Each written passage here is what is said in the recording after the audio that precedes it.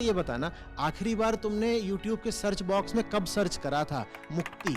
बताना। तुम मुक्ति सर्च करते हो, तुम्हें पता है ना तुम क्या सर्च करते हो? हमें भी पता है। गूगल पे तुमने आखिरी बार कब सर्च करा था? सत्य, मोक्ष, निर्वाण, वेदांत, दर्शन कब करा था? और जब तुम इन्हें सर्च ही नहीं करते तो ये वीडियोस तुम्हारी रिकमेंडेशन में आएंगे कैसे? बताओ मुझे, किसी की भी रिकमेंडेशन में कैसे आएंगे? तो फिर इन वीडियोस को आगे बढ़ाने का तरीका क्या होता है? सिर्फ एक तरीका होता है, इन्हें प्रमोट करो।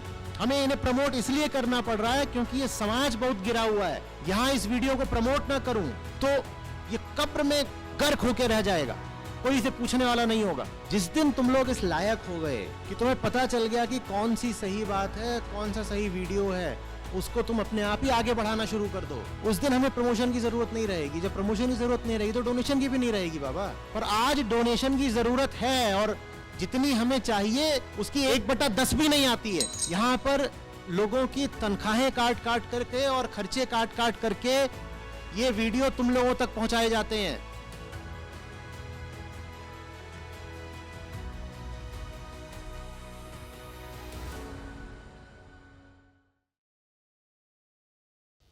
हेलो सर, मैं खुद को बहुत लकी समझता हूँ कि आपके टीचिंग से संपर्क में आया, वेदांत के बारे में जान पाया, उसको अच्छे से थोड़ा थोड़ा भी समझ रहा हूँ, उसमें क्या मूल आत्मा के बारे में क्या है ये जान पा रहा हूँ।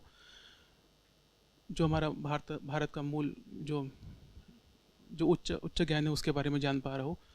पर मैं जब लोगों से बात करता हूँ, खासकर रूढ़िवादी लोगों से, जब आपके बारे में, तो वो ऐसे क्वेश्चन पूछते हैं कि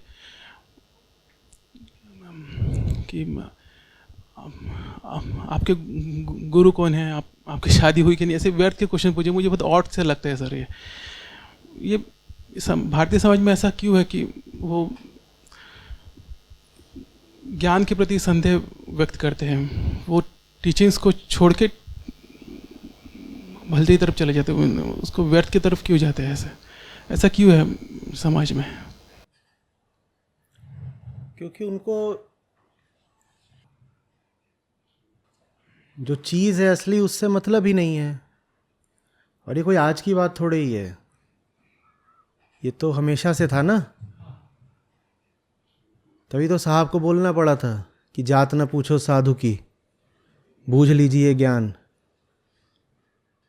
उन्हें क्यों बोलना पड़ा होगा? क्योंकि उस समय भी साधु आता होगा तो लोग उसकी भी जात पूछने लगते होंगे कि अपनी वाली बढ़िया वाली जात का होगा तब तो इसको रोटी देंगे, नहीं तो रोटी भी नहीं देंगे। सोचो तो, वरना उन्हें क्यों बोलना पड़ा होगा? जैसे आप उस समय साधु की जात पूछ रहे थे, ये आज से 600 साल पहले की बात हो गई, वैसे ही आप आज भी पूछते हो।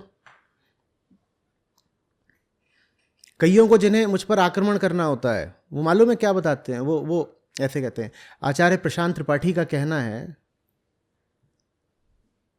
ये समझ रहे हो क्या है? वो जात मेरी सामने लाना चाहते हैं कि ये तो ब्राह्मण है, और उसके बाद फिर बताएंगे चूंकि ये ब्राह्मण है ना तभी तो ये गीता और उपनिषद की इतनी बात कर रहा है। इसका एजेंडा है ब्राह्मणवादी। वो बता गए जात ना पूछो साधु की, तुम मेरी वो जात खोद के निकाल रहे हो जिससे मुझे ही कोई मतलब नहीं। जिस अर्थ में तुम मुझे ब्राह्मण समझ रहे हो उस अर्थ में तो मैं कहीं से ब्राह्मण नहीं हूं। तुम्हारे हिसाब से जैसा होता है ब्राह्मण वैसा तो मैं दूर दूर तक नहीं हूं। ब्राह्मणों को यही समस्या है कि मैं ब्राह्मण जैसा नहीं हूं।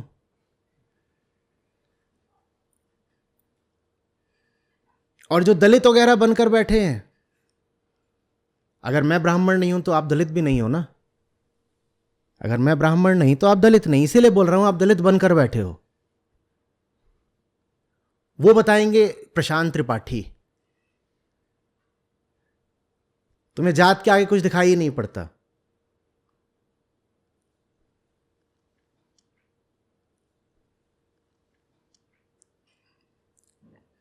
मेरा गुरु कौन है? खोज लो जाके, उन्हीं से सीख लो। मैं कहां कह रहा हूं कि मैं महत्वपूर्ण हूं। सीखना महत्वपूर्ण है, जानना महत्वपूर्ण है, और इंसान होने का फर्ज ये होता है कि कुछ बात अगर तुम्हें पता है और ठीक लग रही है तो दूसरों को ही बता दो, कि नहीं आप किसी इमारत में हो, आग लगी हुई हो, तो खुद ही भागेंगे या और भी 5-7 हों, भले वो अजनबी हो, उनको ही बताएंगे? तो एक बहुत साधारण सा काम कर रहा हूं कि जिस इमारत में हम रहते हैं वहां मुझे दिख रहा है आग लगी हुई है, तो सबको जगा रहा हूं, चेता रहा हूं। रात में 3 बजे आग लग गई है, सब सो रहे हैं, कह रहा हूं उठो, एक जलते हुए घर के भीतर है, हम सब भागो यहां से। मूल बात है वहां से भाग निकलो। किसने जगाया इससे क्या फर्क पड़ता है? अच्छा तो ये हो कि लोग इतनी गहरी बेहोशी में हो ही ना कि आग लगी हो फिर भी नींद ना खुल रही हो। अच्छा तो ये हो कि गर्मी से और आवाज से और धुएं से ही नींद खुल जाए, अपने आप ही नींद खुल जाए। पर नींद नहीं खुल रही तो मैं जरा झंझोड़ देता हूं, कहता हूं उठो रे, और जो नहीं उठता उसको एक आध तमाचा लगा देता हूं। उसको बड़ी समस्या हो जाती है, कहते आत्मसम्मान पे हमारे चोट कर दी। उसको आग की लपट नहीं दिख रही, उसको ज्यादा समस्या ये हो रही है कि मैंने 2 कटु वचन बोल दिए। तो फिर वो कहते हैं अच्छा तुम्हें जगाने का लाइसेंस किसने दिया, गुरु कौन है तुम्हारा? ये सब जो तुम जगा रहे हो, तुम किस परंपरा से आते हो जगाने की? अरे मैं किसी परंपरा से नहीं आता हूं, मैं आग से आता हूं। आग लगी हुई है, जगा रहा हूं, इसमें परंपरा की क्या बात है? परंपरा बताओ, परंपरा। वो जानना चाहते हैं कि मेरे सर पे कौन बैठा है। वो कह रहे हैं इसका गुरु पता चल जाए तो गुरु जी के पास जाके इसकी शिकायत करेंगे। गुरु जी तुम्हारा लौंडा गंदी बातें करता है सबके सामने, उन्हें मेरा आध्यात्मिक पप्पा पता करना है। मेरा पप्पा बहुत दूर बैठा है, उसे तुम पकड़ ही नहीं पाओगे।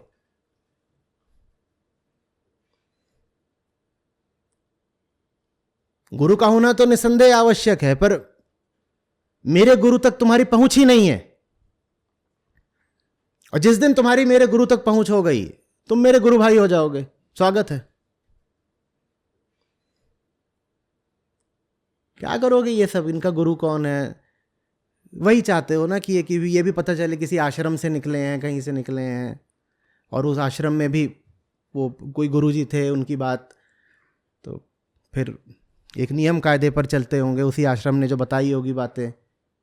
क्योंकि परंपराओं में जो ज्ञान दिया जाता है तो दिया ही जाता है, ज्ञान के साथ 100 तरह की वहां पर आपको वर्जनाएं दी जाती हैं और बंदिशें दी जाती हैं, बाढ़ दी जाती है, बता दिया जाता है कौन अपना है कौन पराया है।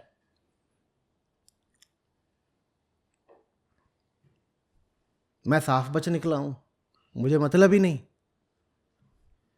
तो समस्या आती है, कहते ये ऐसे बोल रहे हैं, क्यों बोल रहे हैं? अरे अगर सत्र भी लो तो 1 घंटे का लो ना। ये कौन सी परंपरा में 6-6 घंटे लगातार बात होती है? और 1 घंटे में भी पहले 20 मिनट अपनी पूजा कराओ, फिर 20 मिनट कुछ बोलो थोड़ा बहुत, और फिर आखिरी 20 मिनट फिर अपनी पूजा कराओ। ये परंपराओं में तो यही सब चलता है।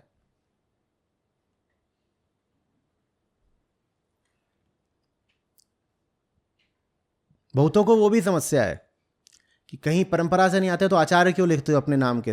मैं कह रहा हूं बड़ी गलती कर दी मैंने, मैं पछता रहा हूं ये आचार्य लिख करके, और जिस दिन दिमाग ज्यादा फिरेगा उस दिन हटा ही दूंगा। ये सब अपने पास रखो, अपनी चीजें। मुझे सीधे सीधे वेदांत से, गीता से मतलब है, और उनकी बात करने के लिए मुझे किसी समुदाय में शामिल होने की जरूरत नहीं है। वो बात करने के लिए मुझे अपने नाम के न आगे न पीछे कोई पुछल्ला लगाने की जरूरत है।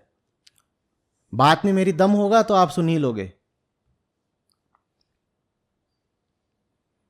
वो तो हिंदी से प्रेम था, लोग प्रशांत सर सर करते थे, मैंने कहा सर अजीब सा लगता है, तो हिंदी क्या हुई, अब सर का क्या करें, तो वो आचार्य बन गया। बाबा आचार्य बना करके मैं किसी परंपरा में नहीं शामिल हो रहा। मुझे पता होता कि इस बात को तुम इतनी दूर तक ले जाओगे तो मैंने करी ही नहीं होती। आचार्य माने जो बता दे, जो पढ़ा दे, बस खत्म बात। उससे ज्यादा दूर का मेरे लिए, उसके लिए कोई अर्थ नहीं है। बाद में तो यहां तक पूछने लगे ये आचार्य की डिग्री कहां से ली है। डिग्री कहां से ली? मैं सकते में आके मैंने कहा इसकी डिग्री, और डिग्री होती है, ऐसा नहीं है डिग्री नहीं होती।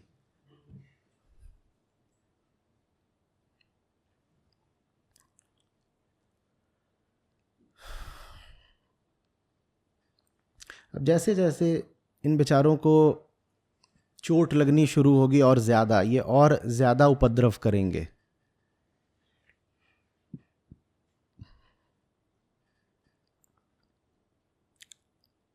और उपद्रव के पीछे कारण इसी श्रेणी के होंगे सारे, कि कौन गुरु है, किस परंपरा से आ गए, दीक्षा किसने दी है, किन संस्कृतियों पर चल रहे हो, क्या है, मुझे कोई मतलब ही नहीं है। तुम जिन चीज़ों को पकड़कर मुझ पर आक्रमण करोगे, मैं उन चीज़ों को ही छोड़ दूंगा। और जिसको मैंने सचमुच पकड़ रखा है उसको मैं छोड़ सकता नहीं। बाकी सब कुछ छोड़ना मेरे लिए बहुत सस्ती बात है, तुरंत त्याग दूंगा।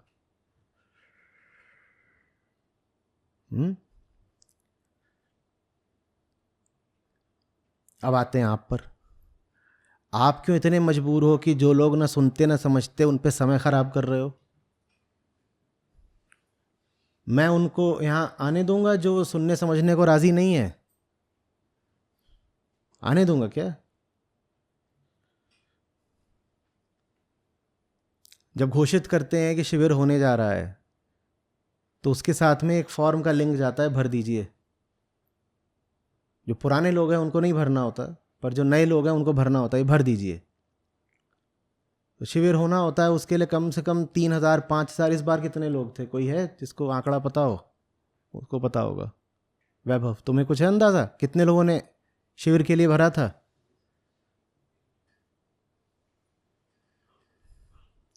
हजारों में भरते हैं, हजारों में भरते हैं, तब जाकर के इतने लोग अनुमत होते हैं आने के लिए।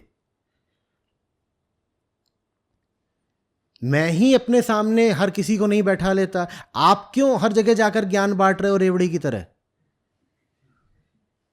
ये महंगी चीज है, पात्रता मांगती है।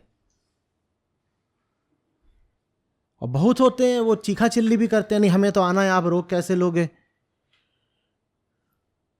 साहब जी, आपको अभी कुछ समझ में नहीं आया है, आपसे पूछ रहे हैं, आप कुछ साधारण बातें नहीं बता पा रहे हैं, आपने अभी कुल 4 वीडियो भी नहीं देखे हैं, आप कैसे आ जाओगे? नहीं हमें तो आना है, नहीं आने देते।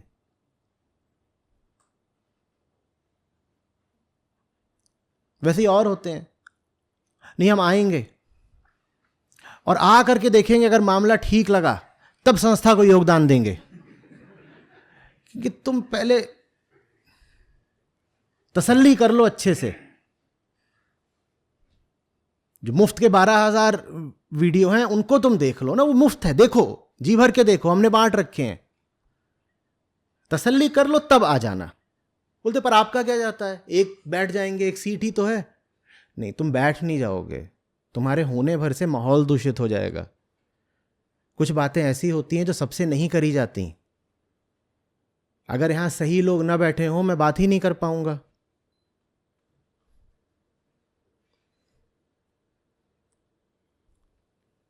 मैं भी आपका चेहरा देखकर बोल पाता हूं, मैं कैमरे में देखकर थोड़ी बोलता हूं। आपको देखकर बोलता हूं ना, आपकी आंखों में देखकर। और आपकी आंखों में अगर मुझे सद्भावना नहीं मिलेगी, प्रेम नहीं दिखाई देगा, तो भीतर से ये शब्द उठेंगे ही नहीं। कई बार ऐसा हुआ है, खासतौर पर लॉकडाउन के दिनों में होता था, लोग सामने नहीं आ सकते थे, तो ये सब मुझसे बोलते थे कि आप कैमरे पर बोल दीजिए, लोगों तक बात तो पहुंचे। और वो मेरे लिए एक चुनौती की तरह होता था कि कोई है नहीं और मुझे कैमरे में बोलना है। ये जो हो रहा है यहां पर, वो एक जीवित प्रक्रिया है, एक जिंदा संवाद है। इंसान का इंसान से रिश्ता है। उस रिश्ते के कारण मैं कुछ आपसे बातें कह पा रहा हूं। वो रिश्ता ना हो तो मैं बात कह ही नहीं सकता, क्योंकि बात की बात नहीं है, बात इंसान की भलाई की है। बात में क्या रखा है? बातें तो बहुत होती हैं, किताबों में इतनी बातें हैं। बात यह है कि यहां मुझे आपसे कोई सरोकार है, इसलिए मैं आपसे कुछ बातें बोल पाता हूं, और उनसे ही बोल पाऊंगा जिन्हें मुझसे सरोकार है। आप मुझसे पूछेंगे, आपकी हर बात का जवाब दे सकता हूं। यूं ही कोई सड़क चलता आदमी आके मुझसे कोई सवाल पूछेगा, मैं जवाब दूंगा ही नहीं, तुम मेरी जान ले लो, मेरे मुंह से एक शब्द नहीं निकलवा पाओगे, एकदम मौन रहूंगा। आप क्यों जगह जगह जाके बोलना शुरू कर देते हैं? जिसे मेरी बात समझनी होगी वो मेरी किताबों और वीडियो से समझ लेगा, या आप मेरे प्रतिनिधि बन के समझाओगे? और आपको मेरा बनना भी है प्रतिनिधि, तो आप अधिक से अधिक उनको एक लिंक फॉरवर्ड कर दीजिए कि देख लो भाई। आप बिचौलिए क्यों बने हुए हो? या आप लिखोगे आचार्य प्रशांत भाष्य, उन्होंने जो कुछ कहा है अब मैं बताऊंगा, और फिर आप बता रहे हो, कोई सुन नहीं रहा तो आपका दिल टूट रहा है। काहे को बता रहे हो?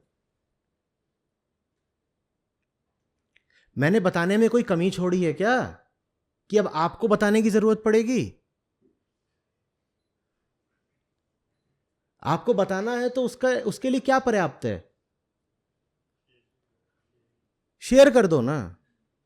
जबरदस्ती थोड़ी, कहते हैं ना घोड़े को पानी तक ले जा सकते हैं, उसको जबरदस्ती पिला थोड़ी ही सकते हैं। आप उसको ले गए हो, पानी के सामने खड़ा कर दिया है, अब उसको पीना होगा तो पिएगा, नहीं पीना उसका समय नहीं आया अभी, आप जबरदस्ती करोगे क्या?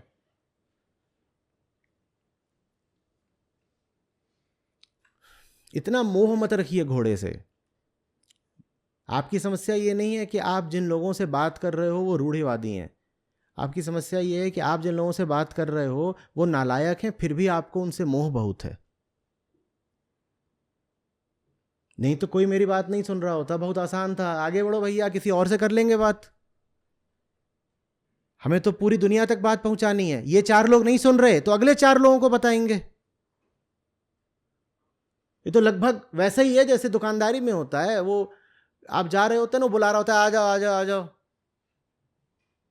देखा है? वो सड़क किनारे खड़ा होता है, बुलाता आ जाओ आ जाओ, आप नहीं रुकते तो क्या करता है? रोना शुरू कर देता है। तो क्या करता है वो? अगले को कहता है तुम आ जाओ। भाई हमें तो पूरी दुनिया को खिलाना है, जो खा ले वही बढ़िया। लेकिन मोह बहुत है, मोह बहुत है। कह रहे जो हमारे लोग हैं वो स्वीकार करें ना कि आचार्य जी अच्छे हैं। और क्यों जरूरी है कि हमारे लोग स्वीकार करें कि आचार्य जी अच्छे हैं? क्योंकि मुझे ही अभी पक्का नहीं है कि आचार्य जी अच्छे हैं। अब मैं हूं और घर में 5 और लोग हैं, तो मैं अल्पमत में पड़ जाता हूं, और निश्चित मुझे अभी भी हृदय से हुआ नहीं है कि इनकी बात में दम है। तो मैं क्या करता हूं, मैं सोचता हूं कि थोड़ी यहां पर अपनी संख्या बढ़ाई जाए, मेजॉरिटी में आके सत्ता जरा हासिल की जाए। तो इधर बुलाया मैंने फिर नुन्नू और नुन्नू की मम्मी को, और दोनों को दिखाया कि ये देखो ये बोल रहे हैं। अब वो जैसे बोले रूढ़िवादी, उन्होंने कहा छी ये क्या बातें बोल रहे हैं, इनका गुरु कौन है, बेकार। अब समस्या ये नहीं है कि आचार्य जी को बेकार बोल दिया, समस्या ये है कि हम फिर अल्पमत में रह गए। घर में 7 लोग हैं और 4 का जादुई आंकड़ा चाहिए कुर्सी हासिल करने के लिए, बहुमत हो जाएगा, फिर बहुमत मिल नहीं रहा है। ऐसों से मतलब क्यों है जो अभी पात्रता नहीं रखते? एलिजिबिलिटी नाम की कोई चीज होती है कि नहीं होती है? उन्हें काहे को बताना है? और उन पर समय लगा करके क्या आप दुनिया के बाकी लोगों के साथ नाइंसाफी नहीं कर रहे? वही समय किसी काबिल आदमी पर लगा दो तो वो जान लेगा, सीख लेगा, आगे बढ़ेगा। उनकी जगह पत्थर पर घास उगाने की कोशिश।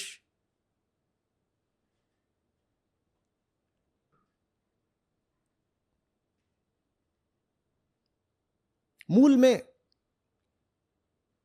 इच्छा यह है कि स्वीकार ना करना पड़े कि हम गलत लोगों के साथ जी रहे हैं, कि अतीत में गलत निर्णय लेकर गलत लोगों से संबंध बना लिए, कि हम गलत ऑफिस में काम कर रहे हैं जहां सब लोग जानवर जैसे ही हैं, या कि हमारे घर परिवार रिश्तेदारी में सब ऐसे ही हैं। ये स्वीकार न करना पड़े। मेरे साथ लेके ना होगे तो मेरा तो काम ही है जिंदगी में उपद्रव खड़ा कर देना। आपकी अच्छी खासी जिंदगी चल रही होगी, मेरे पास आएंगे, आपको उसका यथार्थ दिखने लग जाएगा, और सच अच्छा नहीं लगता कभी।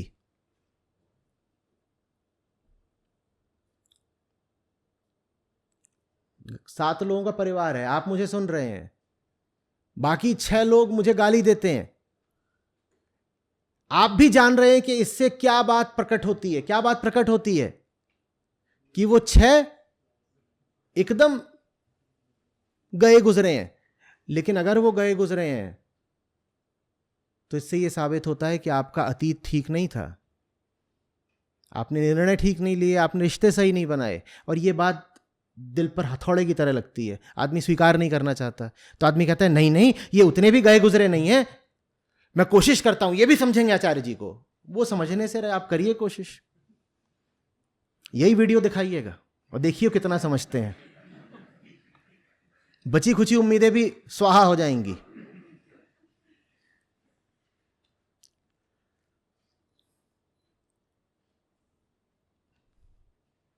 मान ही लीजिए ना कि जैसी अतीत में जिंदगी थी वो ठीक नहीं थी, और वर्तमान को भी अतीत जैसा नहीं बनाना है। एक बार स्पष्ट हो जाए कि अपने लोग ठीक नहीं हैं तो फिर एक नई संभावना खुल जाती है ना कि कुछ और करो, क्यों बंधे पड़े हो।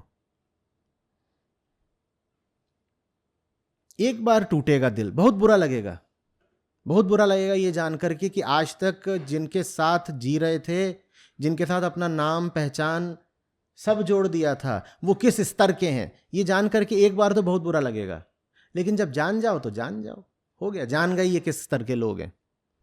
अतीत का संयोग है, अतीत की बेहोशी है कि इनसे नाता जुड़ गया। पर अब जान गए किस स्तर के, कोई बात नहीं।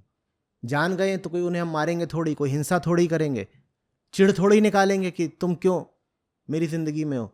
वो अकेले ही थोड़ी आ गए थे, उनको लाने में हमारा भी भरपूर योगदान था। कई बार तो हो सकता हो आपकी जिंदगी में आ भी ना रहे हो, आप नाक रगड़ रगड़ के, घुटने टेक करके, या फिर उनको खींच खींच के अपनी जिंदगी में लेकर आए हो, तो उन बेचारों की क्या गलती है। एक बार जान जाइए कि साथ के लोग कैसे हैं, उसके बाद बस स्वीकार लीजिए कि हाँ ऐसा है, ऐसा है। इस स्वीकार से बड़ी शांति मिलती है और आगे के लिए बड़ी स्वतंत्रता। सच को झुठलाने से कोई लाभ नहीं होता।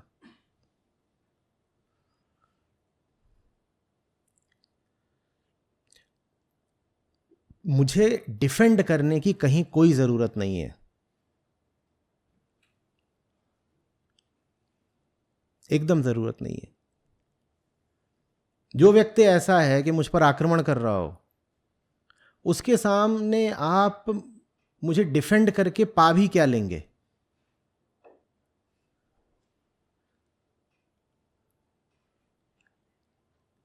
कोई बहुत अच्छा आदमी होगा तो वो आक्रमण नहीं करेगा, वो रुचि दिखाएगा, वो कहेगा जानना चाहता हूं चल क्या रहा है। मैं नहीं कह रहा हूं भक्त बन जाएगा, मैं कह रहा हूं रुचि दिखाएगा। ये बात हो क्या रही है जरा समझें तो। कोई औसत दर्जे का आदमी होगा तो अधिक से अधिक उदासीन पड़ जाएगा, वो कहेगा जो बात चल रही है मैं समझ में नहीं आती तो साहब हम नहीं देख रहे, ये हमें नहीं पढ़ना, कुछ और बताओ, कुछ और करेंगे। लेकिन अगर कोई मुझ पर आक्रमण ही करने को उतारू हो जाता है तो उसकी आक्रामकता से ही पता चल जाता है किस स्तर का व्यक्ति है। इस स्तर के व्यक्ति के सामने अगर आप मेरे पक्ष में दलीलें दे रहे हैं, मुझे डिफेंड कर रहे हैं, तो भी आप उससे रिश्ता तो बनाए हुए हैं ना।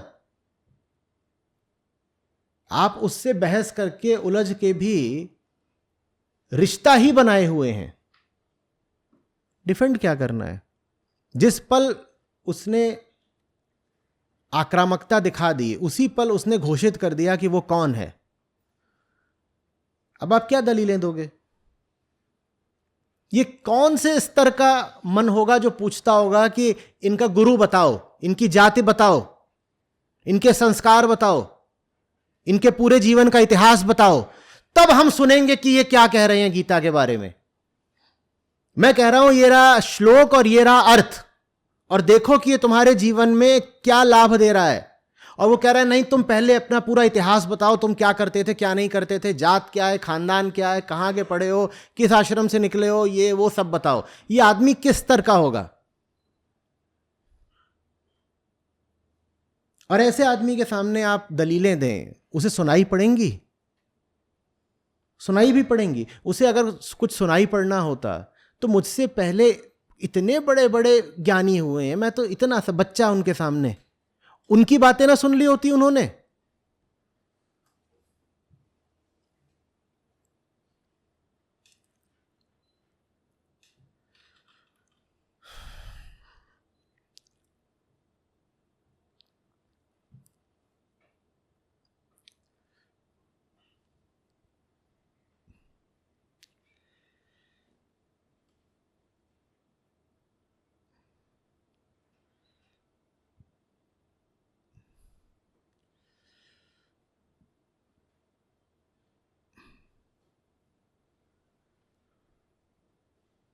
उनको कोई चीज बदल भी सकती है ना, तो वो है आपका अपना जीवन, आपकी दलीलें नहीं। आपकी दलीलें नहीं। आपकी जिंदगी बदलते देखेंगे तो उन्हें मजबूर होकर सोचना पड़ेगा कि कुछ बात तो होगी।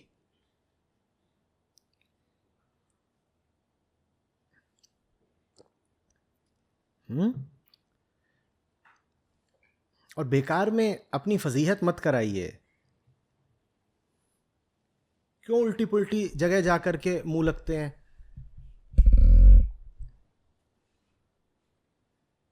वो भी मेरे लिए। इस दायित्व से मैं आपको पूरी तरह से मुक्त करता हूं।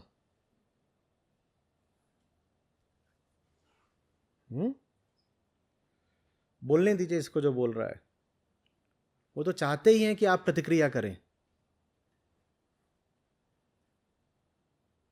अपना समय, अपनी ऊर्जा बेहतर जगहों पर और बेहतर कामों में लगाइए।